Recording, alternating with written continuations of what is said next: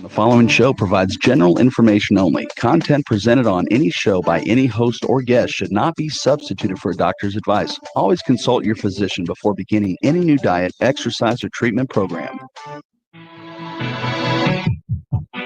Welcome to Accelerated Health Radio on W4HC Radio, where you can learn to accelerate your body, mind, and spirit to reclaim the true potential that exists within you through cutting-edge wellness tools and modalities.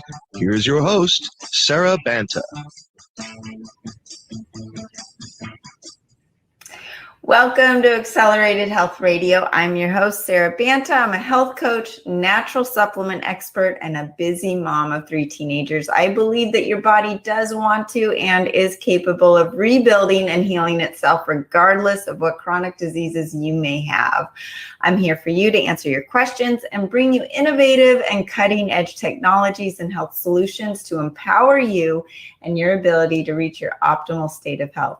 Today, my guest, I'm so excited, we'll be talking about diet and exercise, gaining and losing weight, and how they relate to physical, mental, and spiritual health. And I know better than anyone that you really need that strong physical foundation to work on your mental growth, whether it's overcoming anxiety and depression that we're all feeling a little bit right now, losing weight, or detoxing your body in the proper way. You need that strong physical foundation of health in order to gain the willpower to make those bigger changes.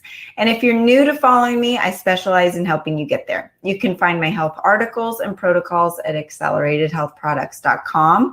I dive into an array of health conditions, their causes and symptoms, and how to address them naturally. I have spent thousands of dollars and hours of my time biohacking different supplements, diets, devices, biohacks of all sorts that don't work, so you don't have to. And if you have any health issues and you need my help, you can email me through the website, acceleratedhealthproducts.com, and I personally read every one. So now to the good stuff. Drew Manning is the New York Times bestselling author of the book Fit2Fat2Fit, and is best known for his Fit2Fat2Fit experiment that went viral, which I watched every moment of, and he's been featured on shows like Dr. Oz, Good Morning America, The View, and many more. His experiment has become a hit TV show called Fit2Fat2Fit. His new book, The Complete Keto, is available now. And he has a huge announcement to share with us today.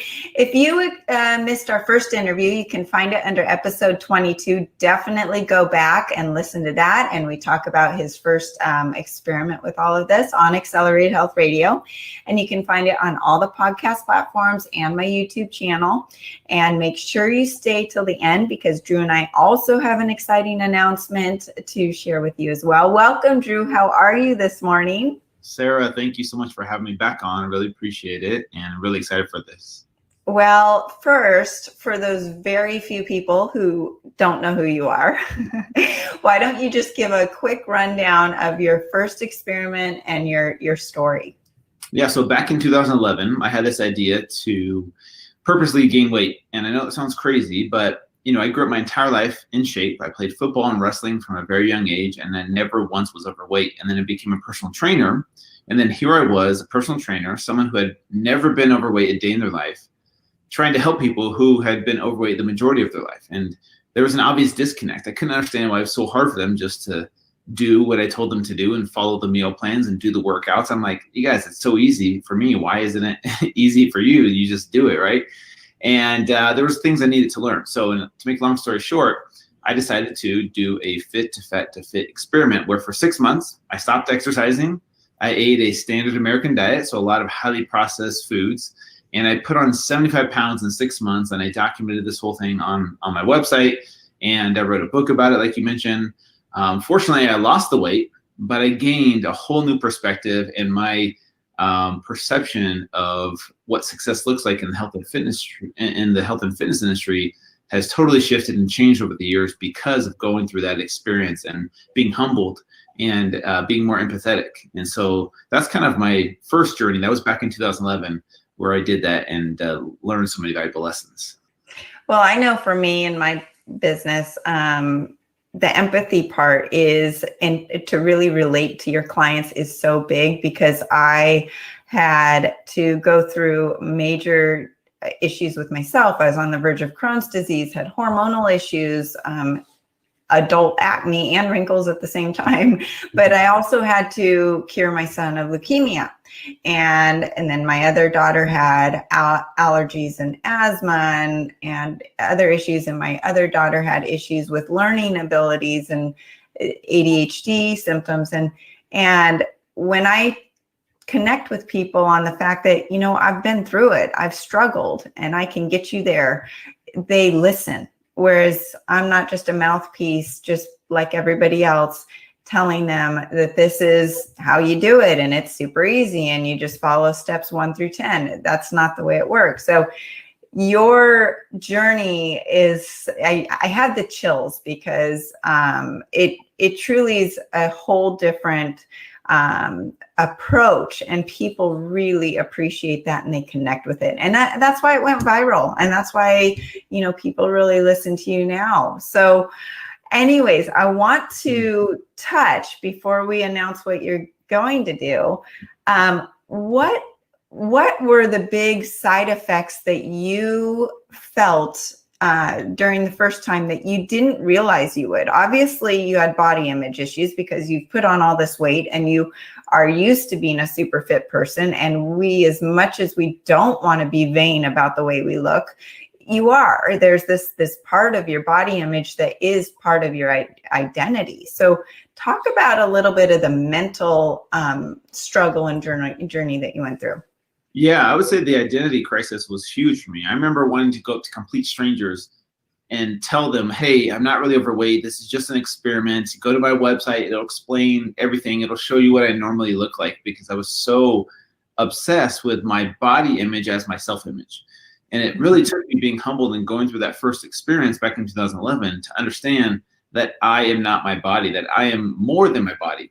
And the other surprises were how much of transformation is mental and emotional. Because before, knowing what I knew back then, I used to think it was all about the physical aspect of weight loss, right? Changing up your calories, your macros, your workouts, your exercises, your supplementation, your diet. And that's what's going to fix your problems by helping your body transform into a smaller version of yourself. And people think, well, okay, once I get that body, then my problems will go away. Then I'll be accepted by society. I'll love myself finally. And we think, you know, that's the end all be all. When in reality, we know people who are miserable, even though they look perfect on the outside, you know, they still hate themselves. And so it's not guaranteed happiness if you get this body that we're all trying to achieve. So for me, it really opened up my eyes to just how much of transformation is mental and emotional. The other thing I'll say that really surprised me was when I switched from eating those highly processed foods like Cinnamon Toast Crunch and Mountain Dew and white bread and white pasta and juices and granola bars and chips and cookies and crackers, like all that delicious food that we have here in America. When I went back to eating healthy again, it was surprising to me how much my body fought back against me, telling me I wanted the high from those processed foods. Even though I was a health nut and a trainer, I know I'm supposed to eat healthy, but my body had been so adapted to that way of eating for 6 months that I was really shocked and surprised of how much I suffered during those first 2 weeks. It was hell, but that's where it clicked for me, where I realized, man, this is what my clients have been trying to tell me. When I would give them a meal plan and a workout program, and I'd be like, all right, here you go, just do this, just be perfect. I had no idea how powerful the emotional connection to food really was until I lived it, you know, in a short period of time and in a small way. It's not the same as someone who grew up, you know, addicted to food or who was overweight their entire life. My situation was obviously different, but it still opened up my eyes to just how powerful that connection to food is. And that's where I could finally empathize with my clients, because I had that experience, which shifted my belief of, oh my gosh, it's way harder than we think. It's not as simple as just putting down the junk food and then going to the gym. Like, you wouldn't go up to a drug addict and say, hey, what's wrong with you? Stop doing drugs. It's not that hard. You just put the drugs down and boom, your life's better. Of course, people know that, but if you know, if it was just as simple as just not doing it, we would all not do it. But man, it was very humbling and eye-opening. Well, what's interesting, you mentioned addiction, and I just did a whole focus on addiction in general. And what people don't realize is sugar is 8 times or more addictive than cocaine and alcohol and all of these other things. And you're faced with eating every single day, multiple times a day. So it's actually easier to get rid of a drug addiction than a food addiction, because you just need the alcohol out of the house and you need to just not go to the bar, but you need to eat every single day. And so it's a constant choice, day in and day out, hour after hour.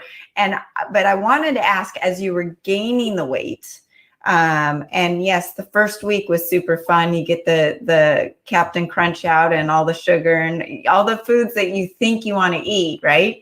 But after the weight started piling on and you felt lethargic, did the food actually feel good? Did you still want to eat it as you were forcing yourself to gain weight? Yes and no. And this is an interesting question, because here's the thing. Exercise before this was my therapy. It was my outlet. It was my stress reliever.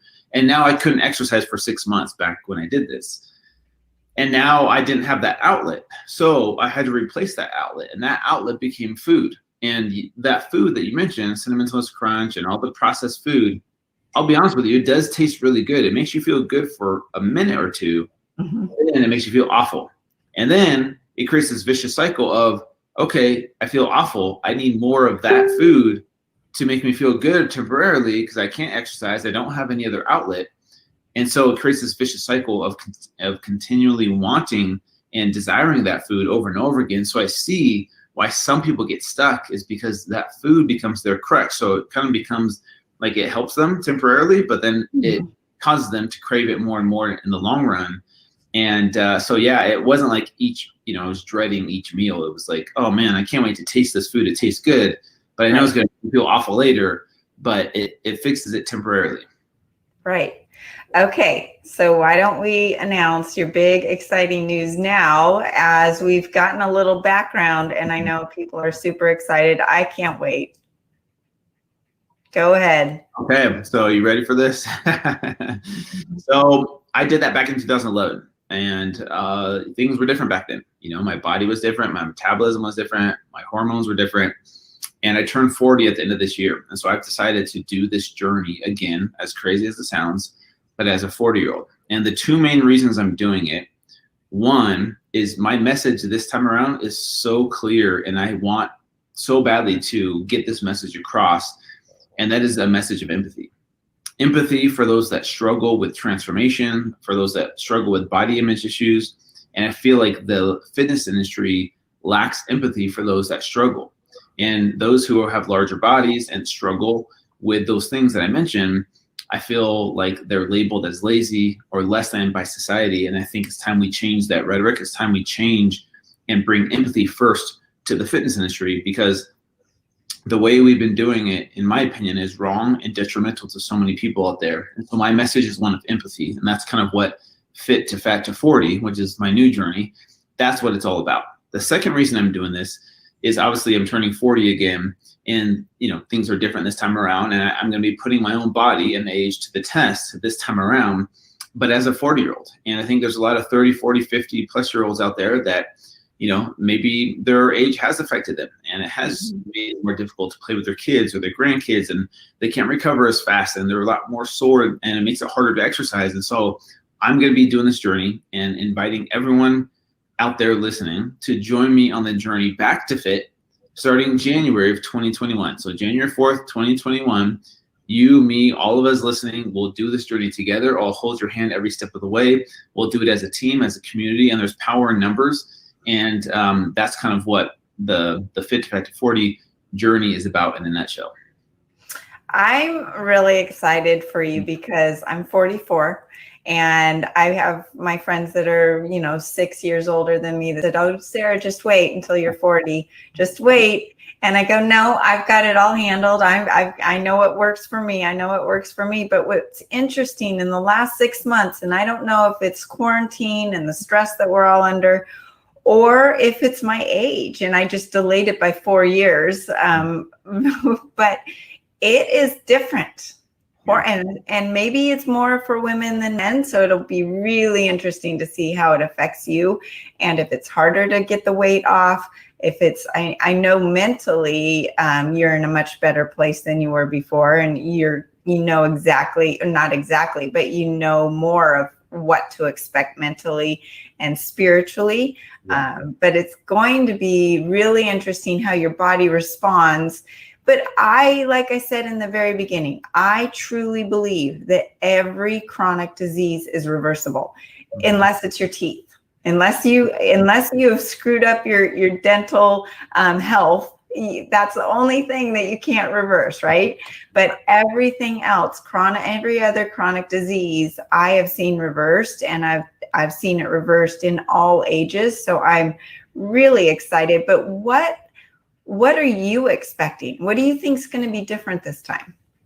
That's a good question. I'm actually doing things a little bit differently this time around. One of the big things that I'm doing this time that I didn't do last time is I'm actually going to be exposing some of the popular fad diets out there and expose the pitfalls and mistakes that people make on these diets, because people think, oh, if I'm this diet or that diet, I'll automatically have better health, I'll automatically lose weight.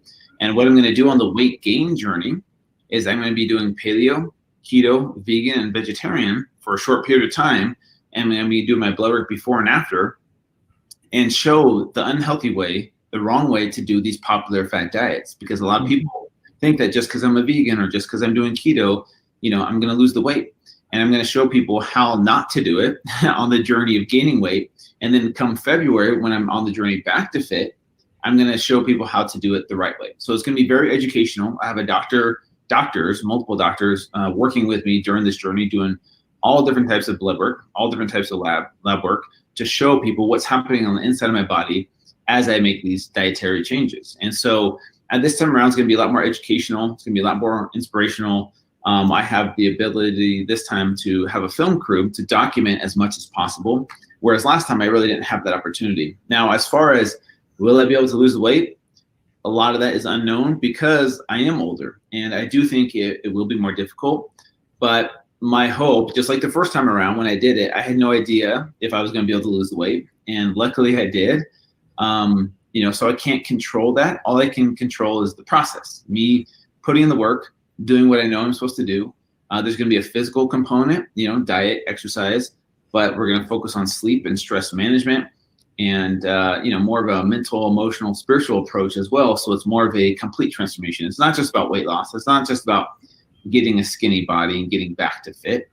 It's about shifting people's perception of what success looks like in the health and fitness industry. And that's my goal, is to shift that perception so that people don't think it's about getting skinny or it's about getting the body of their dreams, because I feel like that is what derails so many people.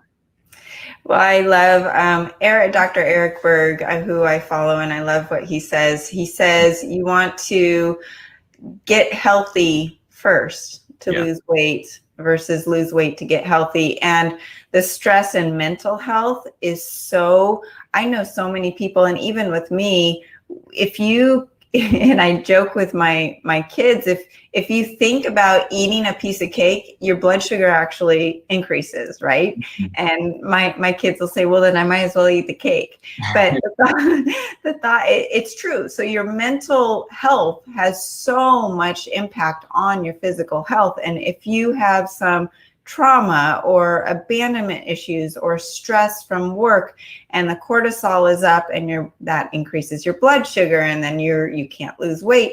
People need to know that they need to address the stress in their life and their mental health just as much as their physical health. It's so tied in, and it's just, that's what I love about what you're doing, because you are addressing all of these things instead of just the typical physical trainer who is going to someone and saying, go eat this, and you must be closet eating because you're not getting the results that you should be getting with what I'm telling you to do, right? Exactly. Yep, exactly. And the biggest thing, in my opinion, that needs to happen for people in order to make those changes is their self-awareness. If we could help increase people's self-awareness of where they are and understanding what their triggers are. So like you said, stress, trauma, emotional challenges from childhood, there's all these things that trigger us to go back to these bad habits, and we almost do it at the subconscious level where we don't even think about it, right? We're stressed out from work, we're triggered from something that's causing us, our cortisol to go up, and guess what? We reach for substances. Sometimes it's food, sometimes it's alcohol or drugs or distraction from social media or phones or whatever it is. There's all different types of distractions, and the key is to become more self-aware so that in those moments you can be more present and become more of the observer of your thoughts rather than becoming your thoughts and just reacting.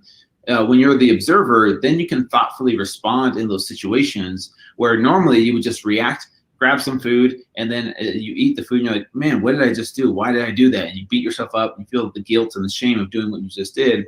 In these moments of building self-awareness, then what you can do is be like, you know what? I understand what's happening. I see I'm triggered by this emotional response, like to the situation. Now in my mind, I can slow things down and be present and breathe and say, okay, do I really want this? Is it really worth it? And maybe sometimes it is, we're not perfect, but right. At least you can thoughtfully respond in those situations. And that's where people start to become more self-aware and become more in control of how they respond to these emotional situations that we find ourselves in. Yeah, and then the other thing I love what you're doing is testing out all the different fad diets, because I am a keto person. And I've done keto since 2015 when I was in a car accident. I was rear-ended at 50 miles an hour, and I didn't do it because I wanted to lose weight. I did it for the brain fog that I was getting, the anxiety, the depression, and I started taking exogenous ketones, and it was like magic, and it just it opened up a whole new world. And back then, no one really knew all the intricacies of keto, and it was, just eat a ton of butter, throw on the olive oil all over your food, eat a whole bunch of nuts, and you're going to be fine. And now I see it totally different. There's dirty keto, which I really, I try to spread the message that is not a healthy way to do it. And people say, well, I'm vegan, I can't go keto. Well, there's not one way for everybody. And I've got family members that are vegan. I've tried the carnivore diet. I've tried the vegan diet. I've tried vegetarian, paleo. I've tried them all. And there's a right way and a wrong way to do all of them. And they can all work and they can all not work. So I'm super excited to see you do and approach all of these diets. I mean, I know you focus on keto, but what's going to be interesting too is, correct me if I'm wrong, last time you weren't doing keto before leading up to the challenge, and then you were just starting to get into it possibly afterwards as you were losing the weight. Is that correct? Yeah, I didn't get into it until after Fit2Fat2Fit happened. I did more of I would say, paleo-ish approach to lose the weight, where I ate 5-6 small meals, high protein, moderate amount of carbs, but it definitely wasn't keto. I didn't really know what keto was in 2011.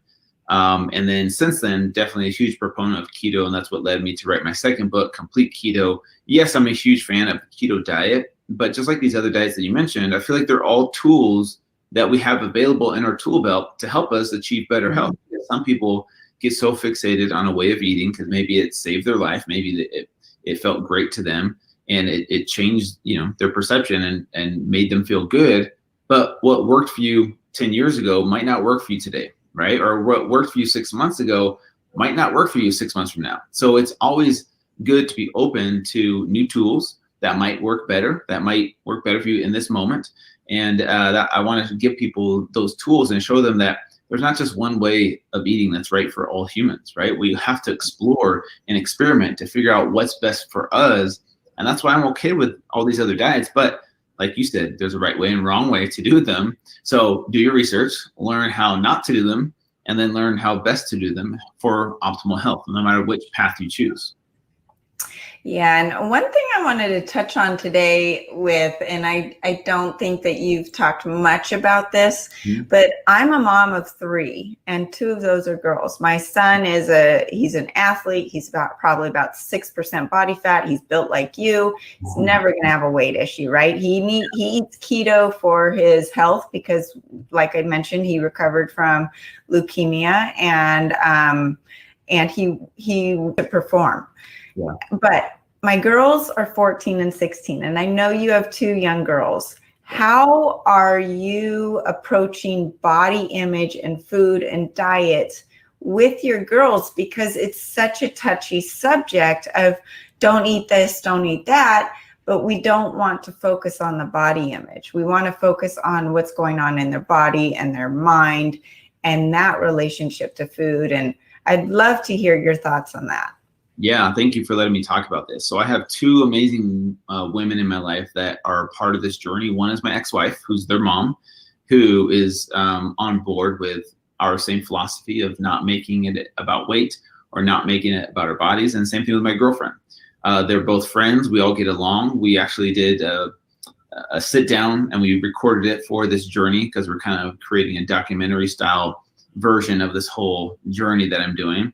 And they were part of that. And we were are all brutally honest with, hey, this is how we should talk to them. Like, I'm explaining to them what I'm doing as an experiment, as part of my job. This is what I do. And there will be this food in the house. And yes, they can have it sometimes, but I'm going to be in charge of the food that they eat when they're with me. And my girlfriend, she's not going to eat the food, or try not to eat the food that I'm eating. But maybe occasionally they will, partake, and I'll let them have some of this food. But the key, the goal, in my opinion, is to not make it about weight, to not make it about weight gain or weight loss, to not make it about their bodies getting bigger or smaller. It's about being strong. It's about being healthy. And it's about feeling good, right? They know if they eat lots of sugar, they're going to get stomachache. And I've let them experiment with that. Like, go ahead, eat all the Halloween candy. And like, you're going to learn from this experience more than if I just tell you not to eat that candy. You're going to learn more by having that experience. And so I've let them do these things in the past. So they know that. It doesn't mean they're never going to have sugar again. Right. But at least they're being educated and aware of, okay, what these foods can do to you. And we do not use the words weight loss or weight gain or fat or anything about body image. It's all just about health and about being strong. And that's kind of what I tell them. My oldest daughter is more of an athlete. And I'm like, okay, if you want to perform better, you're going to feel better if you have this type of food in your system, right?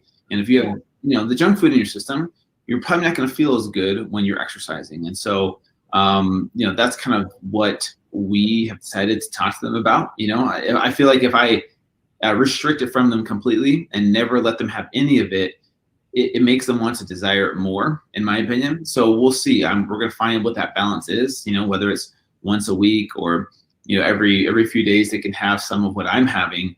But, I don't want it to be this thing where like they can't ever touch it because it's bad. Or, when you start labeling food as good or bad, that's where I feel like you can have an unhealthy relationship with food as you go through life of like, if I eat this bad food, therefore I am bad. And so many people get stuck in that, and then they beat themselves up and they feel the guilt and shame of eating a piece of cake when in reality it's just cake. It doesn't have to be labeled as bad or good. Yeah, exactly. And it's interesting now that because I was addicted to sugar, there's no doubt, because I grew up in an era where fat was bad, right? So if you're not eating fat, what are you eating? You're eating protein and carbs. And I was living off of frozen yogurt and fruit and bagels. And I didn't know it. I thought I was doing the right thing and healthy. And I was probably late 20s, and I would test my blood sugar and it was through the roof. And I thought, oh my God, what am I doing wrong? But then so switching to a ketogenic diet was difficult because I had to change my view of fat. But what people don't understand is that when you get off the sugar train, it's actually very freeing. It's very liberating because you're not thinking about food. You're not trapped in that mindset of when do I get to eat again? When I'm going to allow myself this treat, or what do I get after dinner tonight if I did good all day? And it's now my motivation for living is just feeling good and having energy to do the fun things I want to. I'm more present as a mom and a wife, or more stable. I'm laughing, but I'm not laughing at, I just can imagine what you are going to be like to live with. as your sugars are going to be going up and down, because people don't realize that most anxiety and depression and mood disorders, ADHD, all these things are connected to insulin resistance. So as you're losing your insulin sensitivity and you're becoming more insulin resistant, you might not be as nice to live with. And I'm just wondering if you have prepared everybody for what's coming. Yeah, it's so funny because if you go back to my first book, chapter 4 is my ex-wife's chapter of what she went through as I did the first journey. And it was not pleasant. She was brutally honest about how miserable she was, not so much because of the weight gain. It's just how I changed as a person. My energy levels, my sleep, was disrupted, snoring through the night. So I didn't have as much energy throughout the day. My libido was, low, very, very low, which isn't fun for her. And so she's kind of prepared my girlfriend for all these things. And I joke around that I made my girlfriend sign a contract before this to make sure she can't break up with me during this journey.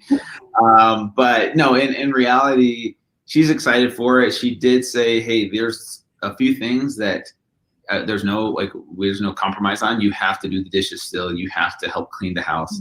And I was like, well, as long as I'm not burning too many calories, then I can't work out, but I can do some things. But it does change you, and that's what people don't realize is when we eat these unhealthy foods, when we live this sedentary lifestyle, we think we're the same person. But if your hormones are out of whack and you're not sleeping through the night and you're not sleeping efficiently, you're not the same you. You're not the same version of yourself like you think you are. Your personality changes, and your hormones, when they're different, you're a different person. Yeah.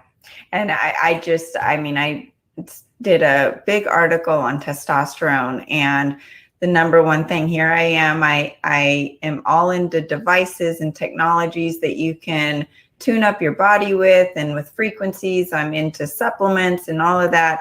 But the best medication is diet and exercise, and it's free. It's what you're talking about. It's what I'm talking about. And people need to realize there's not a magic pill. I still have a father that is waiting for the magic pill, and as his health is going downhill, and he is totally addicted to sugar. He's pretty much diabetic, but he doesn't want that. He wants to see that there's a magic pill to take, and that's just not going to happen. So I know you're going to get your blood tests and all of that done, but you have just come off of a 100-mile race. So you went with the other extreme, which I'm really curious. So you've done, which can burn out your adrenals and maybe affect your kidneys and some other things. So have you done blood work up until now before you've started this? Yes, I have. I've done a blood work with a doctor, I would say a month and a half ago. And then I just did blood work a couple weeks ago. And on Monday of next week is when I go over the results. And everything's really good, to be totally honest with you. I did the 100-mile race back in June 11th and 12th. And I didn't do blood work right afterwards. I did blood work probably at the beginning of August. And so I don't really know how much time since my 100-mile might have affected my blood work, but everything was really good. Everything was in the green. Didn't really have any serious, conditions or issues. But the 100-mile race is not healthy. I'll be totally honest with you. It's not healthy by any means, but it's something that is remarkable for me because it once was impossible for me. In my mind, I was like, that's impossible. There's no way I could run 100 miles. That's impossible. But if you never test your limits, you never know. And so we have these self-limiting beliefs that keep us from getting out of our comfort zone because we're like, oh, that's going to be too hard. That's going to be impossible. I'll never try that. And so we would never really know how far we could go as humans unless we test those limits. And yeah, it might be a little bit unhealthy, but I've learned your body is pretty resilient. Like if you treat it right consistently, for the most part, it's going to be able to repair itself and fix itself and cleanse itself.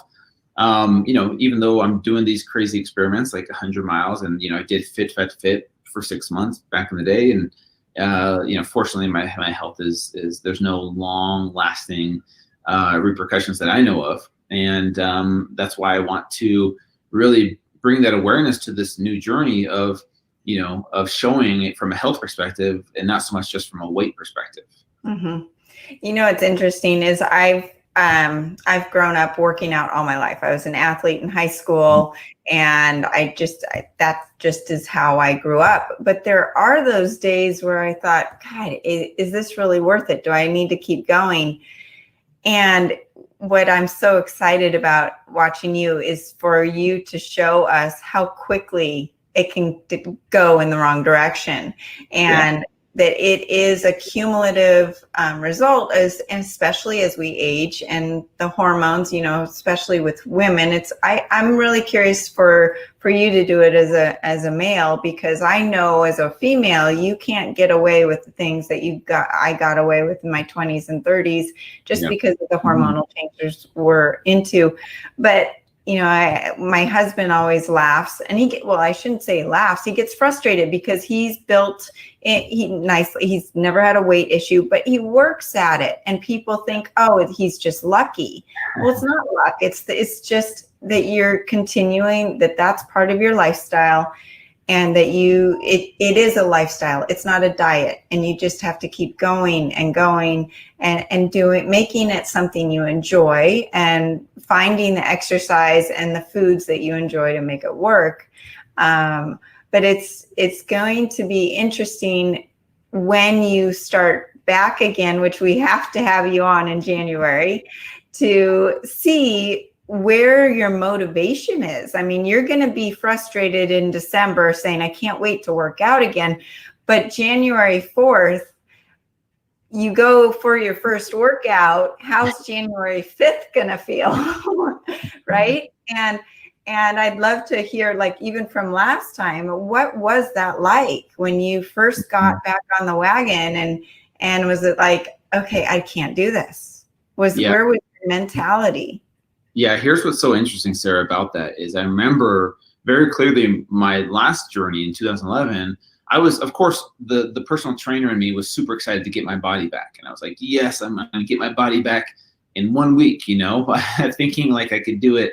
But what was so interesting to me was knowing all the hard work that was going to happen, all the heavy breathing and sweating and sore muscles and just exhaustion, that comes sometimes from going from the couch to exercising again. And it kind of dawned on me, man, I see why people get stuck in this phase where they don't do anything, because the idea of change seems so hard. Like, you're at the bottom of the mountain. To climb to the top of the mountain is a long journey. And to think about it in seeing it in its entirety can be overwhelming for some people. And that's why they don't even start, because they're like, man, I know how hard it's going to be to get to the top, and I don't even want to try, because yes, it sucks being here, but the idea of change seems so overwhelming for people. And that's where it clicked for me. Like, I get why people get stuck, because it is hard. Like, the idea of change and being uncomfortable for 4 months, 6 months, a year, 2 years of pushing your body, it is hard to train your mind to get comfortable with that. And that's what I'm trying to get across to people is, if you can become comfortable with being uncomfortable, you can do anything in this life. And so it doesn't have to start with, okay, going from nothing to running 100 miles the next day. It can be as simple as, getting up and going for a walk the next day, like something super small, and be like, all right, if I could walk consistently for 30 days straight, then maybe I can, go for a jog one day and pick up the pace, or go walk up a hill instead. And then you get comfortable with that uncomfortability, and then you start to grow from there. And that's what life is about. That's where growth happens, is outside your comfort zone. And so exercise and this whole, living healthy can be overwhelming when you think about, when you look at the mountain, in its entirety, instead of one step at a time, just one step in front of the other, and just slowly making progress. When you look back, you're like, wow, I'm halfway up the mountain. I might as well keep going, Yeah. Well, so tell us what this is going to look like. What's your day going to look like? How much are you going to eat? What are the parameters? Are you allowed to go on a walk? I mean, you live in beautiful Utah. Are you confined to your living room and you can't move, or are you allowed to stretch? What is this going to involve? So the goal really is to step into the shoes of someone who is sedentary. And so what I'm going to be doing is no exercise. Can I go for a walk? maybe something small like walking my dog, because I do have a dog and my dog needs exercise, but it would be a small walk. Other than that, no exercise. Other than that, walking around the house, being with my daughters, won't be playing with them necessarily, like running around with them, but just, playing with them, being present with them. I can eat whatever I want to, but I will be tracking my macros and my calories on an app and display that throughout my journey so people can see, whoa, Drew ate 7,000 calories today, or man, he ate, 500 grams of fat or something like that. So people could kind of track to see what I'm eating every single day. And I think that's important data. Also be wearing a CGM device, a continuous glucose monitor, to show people what's happening to my blood glucose levels as I gain the weight and as I lose the weight. And during my paleo, keto, vegan, vegetarian journeys, I'll be showing my glucose levels as well during that, and my ketone levels for the keto part. And just trying to track as much data as possible. Now that the specific dates are August 27th is the day I start. And then I go through December 27th, which is my 40th birthday. So that's exactly 4 months of gaining weight. And then on January 4th of 2021 is when we start the journey back to fit, and we all do it together. So I'll be putting my meal plans, my recipes, my workouts on my website for absolutely free, that people can follow along with me and see exactly what I'm eating every single day. And people could choose to do it with me or not. And but it's a call for everyone to do this together, because I know once 2021 hits, that first Monday of January, everyone's going to want some change. 2020 was a hard year for so many people, physically, mentally, emotionally, spiritually. I think most people just want to be done with this year already. And it's like the longest year in history. And so I know people are going to want a change come January of 2021. And I'm going to say, hey, let's do this together. I have weight to lose. You have weight to lose. Like, why not do this together as a team and as a community? And that's kind of the details of the entire journey. Well, I can't wait, because I'm a nerd and I love the numbers and the blood glucose, the ketone levels. I can't wait to see, what those numbers are, how quickly they drastically change, if it's going to be much different than when you did it when you were younger, if age has a part in it. And for people to also see your change in attitude and energy level and all of that, just as those numbers go in the wrong direction and go back in the right direction. I'm so grateful to you. And I'm going to be promoting this for all of my clients and my listeners to watch, because people need to see this. People don't realize what it is, the power of food and exercise. And like I mentioned before, children are a huge passion of mine, because they're just faced with so much junk food day in and day out. And the parents are struggling with the anxiety and depression and ADHD that these kids have, especially right now. And I just want to tell them, just change the food. Let's take one step at a time, and what a big difference that would make. But everyone, we're coming to an end, and I would want to make sure we have time to announce what we're doing in September. As Drew is gaining a ton of weight, we have joined forces, and we're going to do a giveaway for September. And there's no better time as the kids are getting back into school, even though it's in quarantine. But September is also the month that Accelerated Health Products and I are sponsoring the virtual keto conference that's put together by Maria and Craig Emmerich. And you get 40% off of all Accelerated Health products. I'm essentially giving things away because I feel so strongly about helping you feel better. And you're going to get so many other free gifts, and it will have speakers that are the keto gurus of gurus, including Ted Naiman, Stephen Finney, Eric Westman, Ivor Cummins, David Feldman, and Amy Berger. And if you're new to the keto world, these are names that may not mean much, but they are the ones that I'm starstruck over. So definitely check that out. But we're doing this as Drew and I are putting together a giveaway with his Keto Kickstart program and my new Accelerated Power Bundle that includes my Accelerated Silver that puts your immune system on high gear, especially with what we're going through. It devitalizes all viruses and bacteria and fungus, and it kills every foreign pathogen in your body.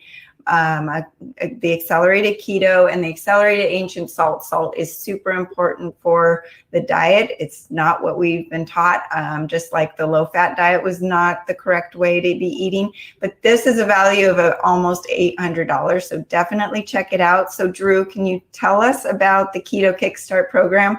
And as you're gaining weight, you're going to be coaching everyone else on your own platform with all of your different programs and doing exactly the opposite. But can you tell us what the Keto Kickstart program is?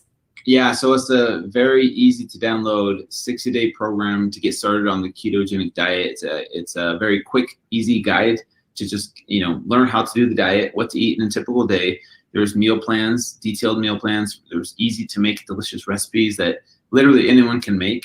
And it's a super simple way to get started on the ketogenic diet. And this is what I would highly recommend you all do to get started now, so that come January, you're not just waiting until January to get started. I would get started now while I'm gaining the weight, do the opposite of what I'm doing, so that come January, you're already a step ahead of me and you're already running circles around me. And hopefully I'll catch up to you. But I would highly recommend going to check out that program. You could go to Fit2Fat2Fit.com and check out all my programs. And if you want to join me on the journey of Fit2Fat240, you can find that through Fit2Fat2Fit.com or go to Fit2Fat240.com as well to find all of it.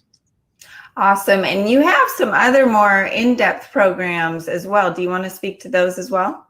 Yeah, so I have a 6-month keto program as well for someone that was looking for more of a long-term handhold, right? Because my goal is to, you give a man a fish, you feed him for a day, you teach them how to fish, you feed them for a lifetime. So my goal is to give you the tools to be able to live this as a lifestyle long-term. And some people might, 60 days might not be enough time. So I do have a 6-month program as well. And then I have a 30-day complete keto program. And what's different about that is it's based off of my book, Complete Keto, that you can get on Amazon. And that is more of a whole foods, a dairy-free, nut-free approach to keto, with a lot of tips, tricks, and hacks on the mental and emotional and spiritual side. So in that, you'll find daily exercises, meal plans, recipes, but also you'll find daily meditation practices. You'll find a gratitude list every day and a positive affirmation list to do every single day as well. And so it's more of a holistic, complete approach to transformation. So there's something for everyone, and you can find that under the programs tab on my website. I love that you include all of that. I talk to my kids all the time, especially now that we're all trying to find our schedule, because school and sports are so wacky right now. It's really hard to teach these kids what to do during the day. And I tell them, you need to meditate every day. You need to make sure you're learning at something. And are you eating right? Are you working out? And we're a religious family. Are you doing your Bible study or whatever it is to keep you moving one step in front of the other and keep going? Now, this is going to be a question for this day and backwards. What are the 3 things that you do every single day without fail to keep yourself motivated to moving forward? That's a good question. 1 is meditation. 2 is make my bed. That just helps with daily discipline. And the 3rd thing is a daily gratitude list. And that really helps my brain focus on the things I'm grateful for. Even when I have a bad day and even when things suck, you could always find something to be grateful for. And that's what helps you be more fulfilled in the here and now. And so those are my 3 things. I love that. And I do the same. I can't live without it. And, if I'm having a bad day, it turns me around. And so, Drew, I'm so grateful for you doing this journey. I'm grateful for you coming on today. And everybody, check out his website, his programs, follow him on Instagram, all of the platforms. He's on everything, Twitter, Facebook, every platform. And he's got his podcast. It's a weekly podcast, Fit2Fat2Fit, the experiment, correct? Yeah, or Fit2Fat240 is what it's called this time. Okay. Yep. And love his guests and love what he's doing. So thank you everyone for joining us today. And if I can help you with any of your issues, you can contact me, Sarah, at acceleratedhealthproducts.com. I'm happy to put together a protocol for you. I know sometimes it's hard to know where to start. You can follow me on Facebook and Instagram under Accelerated Health Products, and my YouTube channel under Accelerated Health Radio. You can find this episode and all my episodes under iHeartRadio, iTunes, Stitcher, Pandora, and all the other podcast platforms. I'm now doing Accelerated Health Bites, where I do short informational videos about health topics and solutions that you ask me about. So if you have a condition that you want me to address, let me know. And if you like what you heard today, please share this with your friends and family who may need my help. As you share my channel, it helps me help more people like you and bring more cutting edge guests like Drew on my show. Don't miss next week's interview, and you can find my supplements and the videos on acceleratedhealthproducts.com. You can use coupon W4HC20 for 20% off site-wide. Thanks again for joining us on Accelerated Health Radio, and have a great week.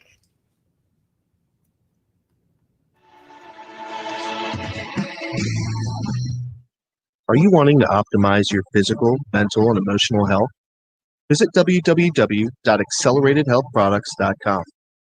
Accelerated Health Products to detox, reset, and rebuild your immune system naturally to accelerate your body, mind, and spirit with cutting-edge supplements and solutions. Get Sarah Banta's personal advice on a protocol just right for you. That's www.acceleratedhealthproducts.com.